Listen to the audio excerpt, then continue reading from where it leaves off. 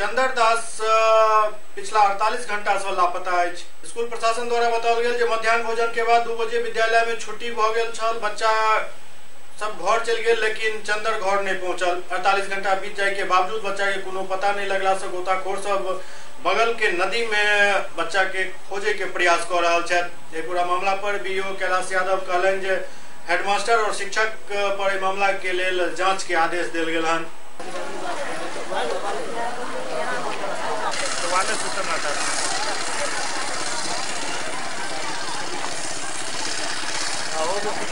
Paper में आ गया, रात खाले पेपर डिवीजन में गया।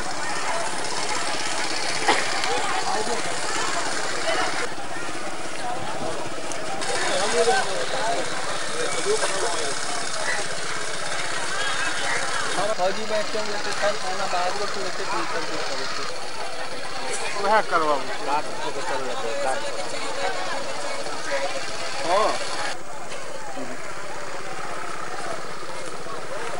नहीं हुआ अभी तक 36 घंटा के अंदर में।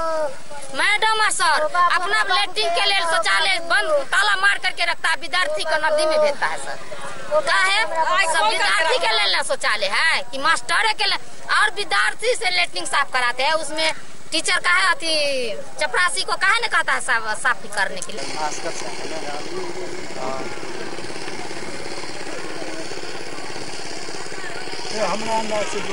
नहीं डूबे, बच्चा नहीं डूबा और अच्छा रहे, बच्चा ना डूबा। हाँ तो और अच्छी बात है। नहीं पड़ते जी सर, जी थोड़ा दुखा जा रहा बच्चा नहीं मिल रहा है स्कूल से। ककर बच्चा रहे रीता देवी है। हाजिरी बनल है, वो भी किताब चले स्कूल में, हाजिरी भी बच्चा के बनल है। क्या साल का बच्चा चले? 8 साल के। की नाम चले बच्चा का?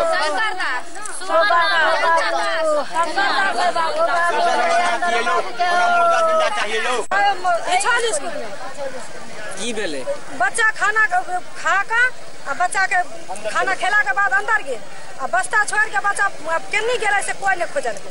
बस्ता छोड़ दल का हमार बच्चा बस्ता लो के दोसर बच्चा गेल, हमार बच्चा तक से नहीं भेटे। हमरा बच्चा का भी बेच लेलका कि की केलकै से तो भगवान जाने। के लापरवाही माने छी? लापरवाही मैडम के साथ, मास्टर के, टीचर के। प्रधानाध्यापक को लापरवाही है कि वो अपना क्लास टीचर पर एक्शन लेना चाहिए, लेकिन उस प्रधानाध्यापक में इतना क्षमता नहीं है कि क्लास टीचर को कुछ कहे। ये कहीं से ये प्रधानाध्यापक रहने लायक नहीं है। और ये शौचालय जो है स्टूडेंट एंड शिक्षक दोनों के लिए है, तो अपना वो सिर्फ शौचालय में वो टीचर ही जाता है और वो बच्चा को वहाँ से सामने में नदी है उसमें कहता है जाओ इधर जाओ, और इसके कारण सर ऐसा घटना हुई है सामने में। उस दिन 3 आदमी ट्रेनिंग में थे, हम लोग 4 आदमी थे। हमको लगा कि 4 आदमी, तो सभी लोगों का है जवाबदेही। एक बार हम ही जवाबदेही ले लेंगे इससे तो नहीं होगा। कब तक वो बच्चा था, कब के बाद गुम है, कहाँ गया बच्चा? हमको तो टाइम नहीं मालूम है। हम लोग 2 बजे में खाना खिला के स्टाफ को कारण छुट्टी दे दी। 2 बजे में खाना खिला के छुट्टी दे दिए। सभी बच्चा खाना खा लिया तो 2 बजे में छोड़ दिए। जो कमे आदमी है नहीं, इसी तरह 2 बजे में छुट्टी दे देते हैं सब दिन? नहीं, सब दिन नहीं। हाँ नहीं, सब तो दिन 2 बजे किसके पूछ करके आप छुट्टी दिए? आप अपने मन से मालिक स्वयं हैं आप? 2 बजे में किसको पूछ करके छुट्टी दिए हैं आप? कितने बजे से कितने बजे स्कूल चलता है?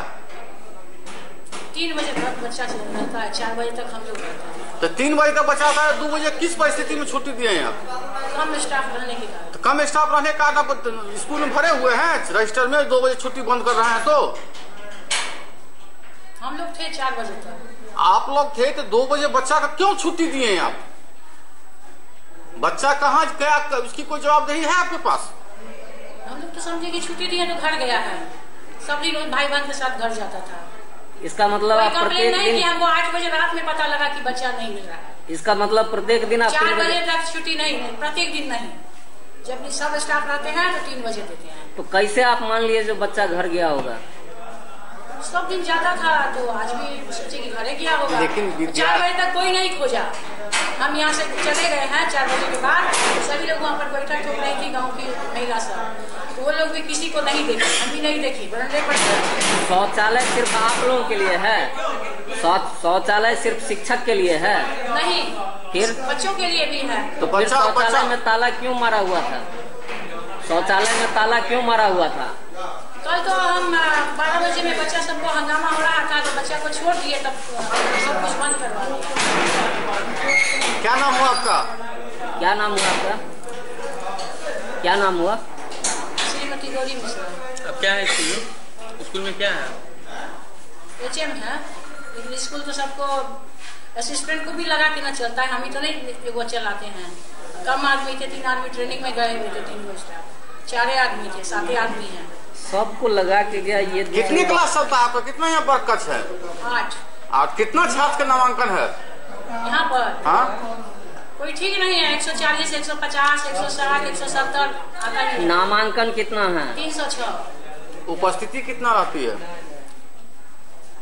150, कभी 160, कभी 170। एक बच्चा जो है 8-9 साल का जो है ग्रामीणों के द्वारा बताया जा रहा है कि गायब है। शंका के आधार पर नदी में खोजबीन किया जा रहा है, अभी तक जो है उपलब्धि नहीं मिला है। गोताखोर को भी बुलाया गया है, गोताखोर आ रहा है तो देखा जाएगा। क्या नाम हुआ आप? मेरा नाम श्रीकांत उपाध्याय होगा। क्या है आप? पुअन। बच्चा मध्याह्न भोजन खाने के बाद परसों गायब हुआ है। अब कहाँ गया नहीं गया इसका जो तो पता नहीं चल पाया। लोग शंका व्यक्त कर रहे हैं, जो बगल में नदी है उसमें डूब गया होगा, उसकी तलाशी जारी है।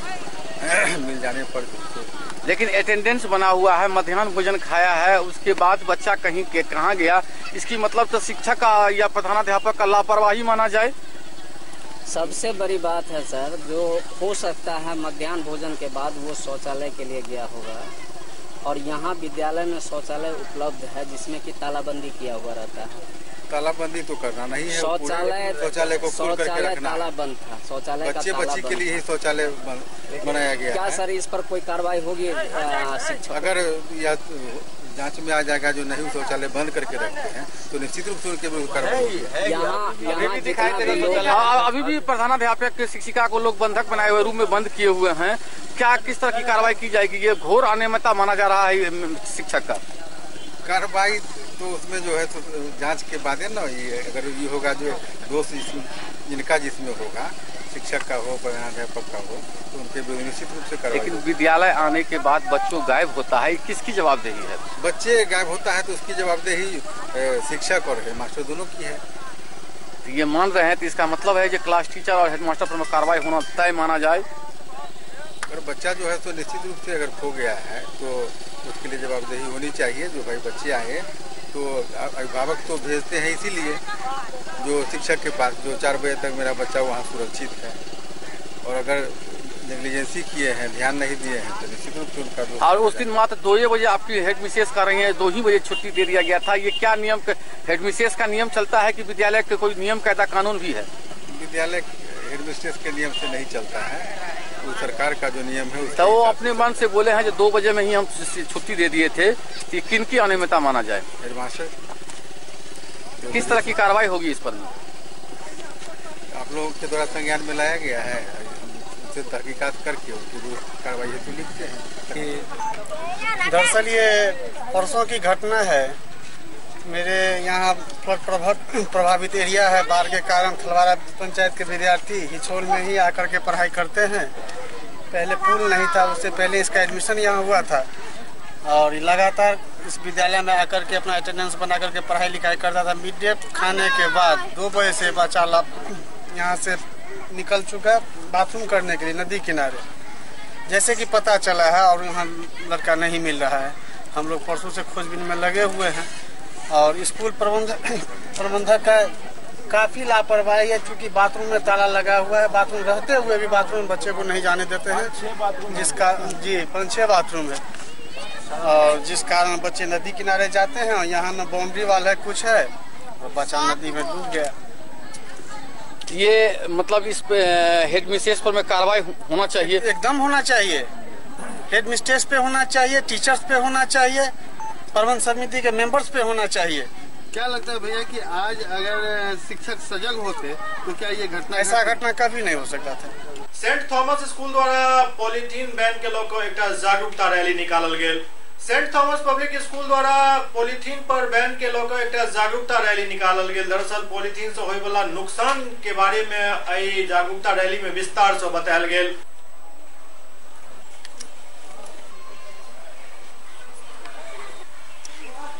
सड़ता नहीं है और हमारे मिट्टी को प्रदूषित करता है। अब प्लास्टिक का उपयोग नहीं करोगे? नहीं, कुछ जरूरी जगहों पर प्लास्टिक का इस्तेमाल किया जा सकता है। जैसे दूध को हम लोग पन्नी प्लास्टिक में पैक करके इस्तेमाल किया जाएगा, क्योंकि बिना प्लास्टिक के दूध खराब हो जाएगा। क्या नाम हुआ? आर्यन कुमार। प्लास्टिक का यूज नहीं करें आप और पॉलीथीन का यूज कम से रहना, वो डायरेक्ट निकाल रहे हैं। प्लास्टिक उपयोग करने से क्या दिक्कत होती है? अगर हमसे प्लास्टिक का यूज़ करते हैं तो उससे बहुत ज़्यादा बैड इफेक्ट हो सकते हैं। जैसे मिट्टी के अगर उसको फेंक देंगे तो मिट्टी है ना क्या कहते हैं फर्टाइल नहीं होगी, जिससे ना हम क्या कहते हैं उपजाऊ नहीं हो सकता है मिट्टी, और जिससे ना क्या कहते हैं हमसे जो किसान सब निकालते हैं वो मतलब पौधा सब वो नहीं निकल सकता है, जिससे हम सबको खाना भी नहीं हो सकता। और अगर हम सब उसको नाली में फेंक देंगे तो नाली जाम हो सकता है, जिससे मच्छर से उसके अंदर ना अंडा दे सकते हैं, और अंडा से उसके अंडे से मतलब मच्छर से बहुत सारी बीमारी भी हो सकती है, जैसे डेंगू, मलेरिया ऐसे। प्लास्टिक बायोडिग्रेडेबल होता है, उसका हमें यूज़ बायोडिग्रेडेबल वो नहीं होता है, हमें उसे यूज़ नहीं करना चाहिए, क्योंकि अगर वो सड़कों पे नाली में चले जाते हैं तो पानी का ओवरफ्लो हो जाता है और उसमें मच्छर अपने अंडे दे देते हैं, जिससे मच्छर बहुत सारे एरियाज में फैल जाते हैं। उससे अनेक तरह के बीमारियां होती हैं, जैसे कि मलेरिया, डेंगू और ऐसे ही कुछ बीमारियां होती हैं। प्लास्टिक हमें यूज़ नहीं करना चाहिए, क्योंकि ये इन्वायरमेंट के लिए बहुत हानिकारक होती है। कपड़े के बैग को हाथ करो, कपड़े के बैग को ना कहो, कपड़े के बैग को हाथ कहो।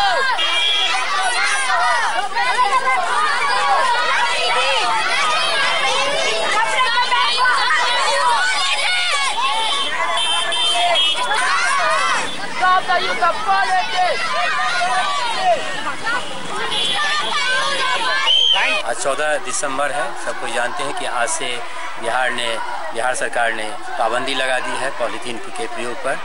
बेशक ये जो पॉलीथीन का प्रयोग था ये इतना हानिकारक हो गया था कि सामाजिक रूप से इसे बहिष्कार करना बिल्कुल आवश्यक हो गया था। तो आज से हम लोगों ने प्रण लिया है, बच्चे हमारे उसके लिए उद्घोषणा कर रहे हैं, सारे सड़कों पे जा कर के बताएंगे कि वाकई में इसे 100% उन्मूलन करना है। और इसकी क्या दिक्कतें हैं इस पॉलीथीन से तो सब जानते हैं कि नाले में ये जमा होते हैं, पानी को ब्लॉकेज करते हैं, छोटे छोटे नाले आजकल ओवरफ्लो हो रहे हैं, सड़कों को डर्टी कर रहे हैं, मॉस्किटो उसमें ब्रीडिंग कर रहे हैं, उससे ढेर सारी बीमारियां, डेंगू, मलेरिया, कई तरह की बीमारियां हो रही हैं, इससे लोग परेशान हैं। उधर दूसरी तरफ देखते हैं हम लोग कि चौक चौराहे पे जहाँ भी पॉलीथीन बेमतलब जमा हो रहा है, उसमें फूड मटेरियल है, उसको खाने के लिए कई तरह के जानवर वहाँ जाते हैं, वो खा करके उनके स्टोमक को ब्लॉक करता है, उनकी मौत हो जाती है। तो बड़ा ये पैथेटिक सिचुएशन बनता जा रहा है। तो इसको रोकना एकदम फाइनली आज हम लोग प्रण करें कि अब इसे किसी भी हालत में यूज़ नहीं होना चाहिए। हम धन्यवाद देते हैं अपने बिहार सरकार को जिन्होंने इसको किया है। सामाजिक रूप से पहले शराबबंदी हुई, अब इसके बाद ये पॉलीथीन की जो रोक है ये वाकई तारीफ़ काबिल है और ये हम लोग इसमें पूरी तरह से सहयोग करें, ये हमारा प्रयास है। एससीएस न्यूज में अखन वक्त भर रहा है। ब्रेक के बाद समाचारक सिलसिला जारी है। दरभंगा शहर से बाहर यामाहा शोरूम के बहुप्रतीक्षित प्रतीक्षा समाप्त भेल। देकुली में यामाहा शोरूम के भव्य आगाज भेल। यामाहा शोरूम में यामाहा के कई तरह के गाड़ी उपलब्ध है। 48,000 से लऽ 3 लाख तक के बाइक उपलब्ध है और नया साल के मौका पर एठम विशेष ऑफर के प्रावधान से हो कैल गेल। तो देर नहीं करू, जल्द पहुंचू यामाहा शोरूम और लिया अपन मनपसंद गाड़ी। ब्रेक के बाद पुनः स्वागत है। क्षत्रिय महासभा द्वारा आगामी 19 जनवरी के आयोजित होने वाला महाराणा प्रताप जयंती के कार्यक्रम के समीक्षा कैल गेल। लहरिया पोलो मैदान में क्षत्रिय महासभा की एक बैठक भेल। बैठक में 19 जनवरी के महाराणा प्रताप के जयंती के लऽ चल रहा कार्य की समीक्षा कैल गेल। समीक्षा में क्षत्रिय महासभा मंच से जुड़ल कई कार्यकर्ता और नेता उपस्थित चला।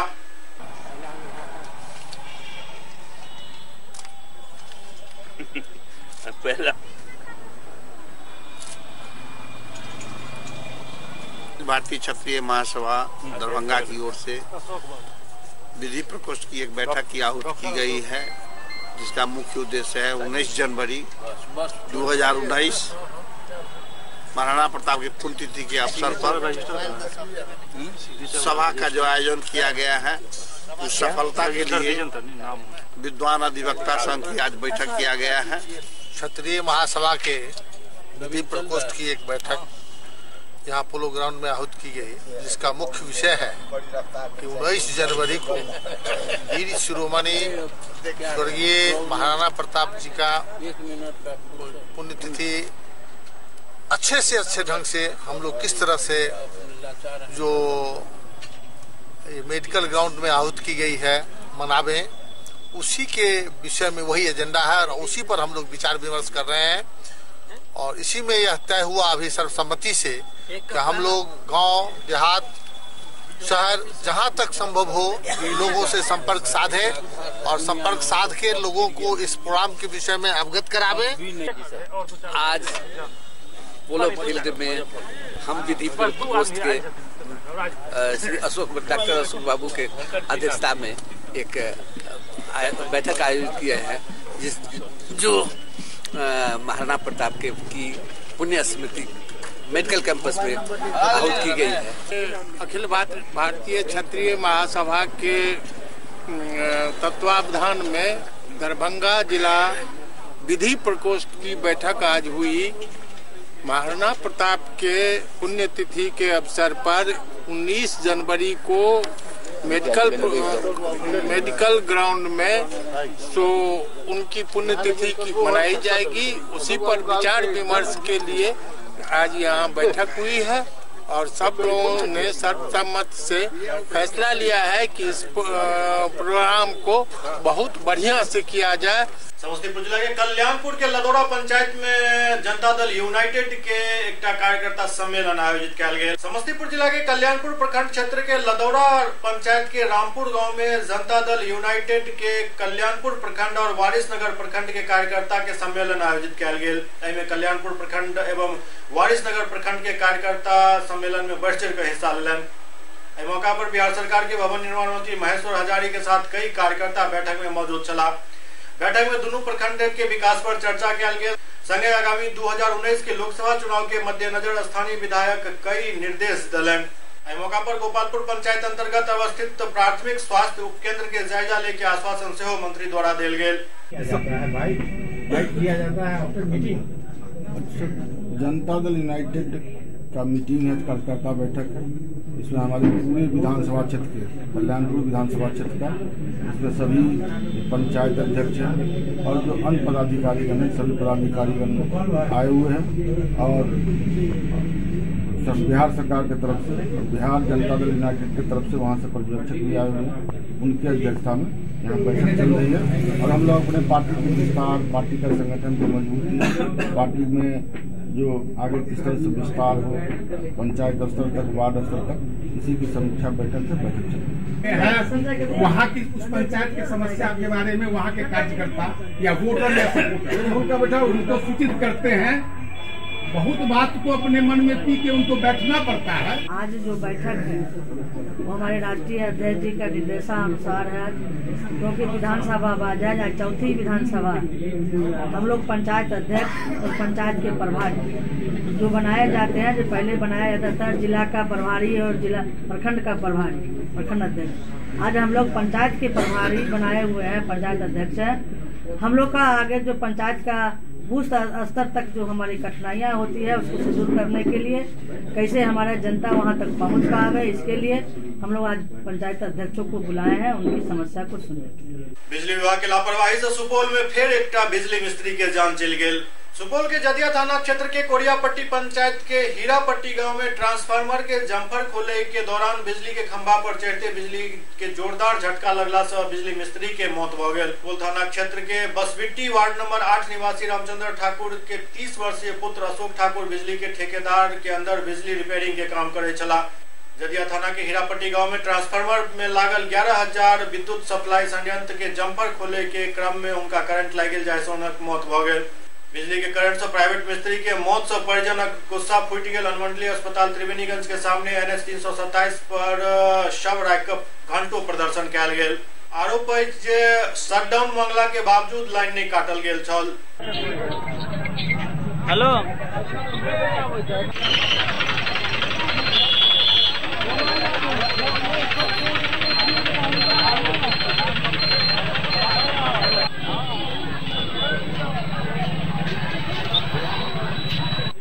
सर, हम लोग लाइन मिस्त्री थे। सर जी से बोले कि सर जी बोले कि साइड ऑन ले लिए हैं, ऊपर चढ़ो। अभी नहीं सर, हम लोग के साथ में थे। जब ऊपर चढ़े तो लाइन नहीं कटा हुआ था, पूरे सटले रह गया। कौन? अशोक कुमार ठाकुर।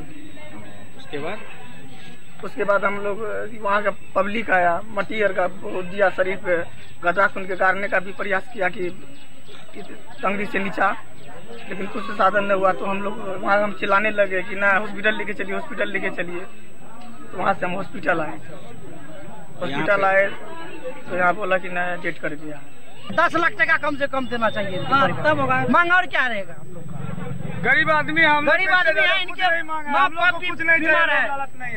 हम लोग इसका जो उचित मुआवजा है कर दे, हम लोग को कोई यकीन नहीं है। सुपौल सदर थाना क्षेत्र के तेलवा गांव में एक नाबालिग लड़की के अपहरण के मामला सामने आयल।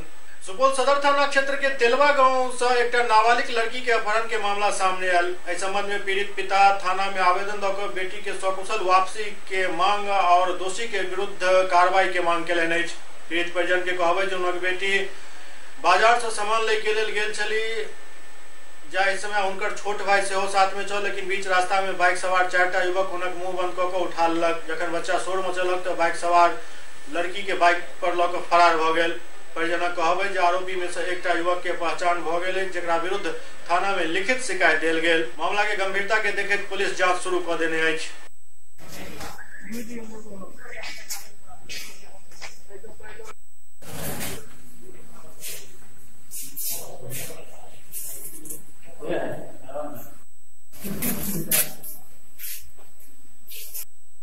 भतीजा भतीजी हमारे बाजार के लिए रहे, सामान लेके जाते थे। रविंद्र पासी घर के नजदीक बुलेट से वो रहे, और मामा रहे और 2 आदमी रहे। चारों अले लड़की के मुंह के जब तक लड़का हल्ला करे ले गाँव के ढेर लोग जमा तब तक फरार था। अपहरण कर ले जी, अपहरण के। और इससे पहले ही ओकरा पर ढेर अपहरण के घटना से थाना में दर्ज से साथ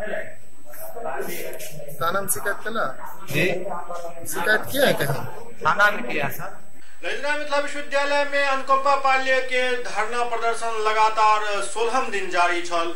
ललितराय मिथिला विश्वविद्यालय में 16 दिन अनुकंपा पाली के धरना लगातार जारी है। कुलानुशासक धरना स्थगित करे के अनुरोध केलन। धरनार्थी सब अविलंब अनुकंपा समिति के बैठक आहूत कर नियुक्ति पत्र दे के मांग केलन।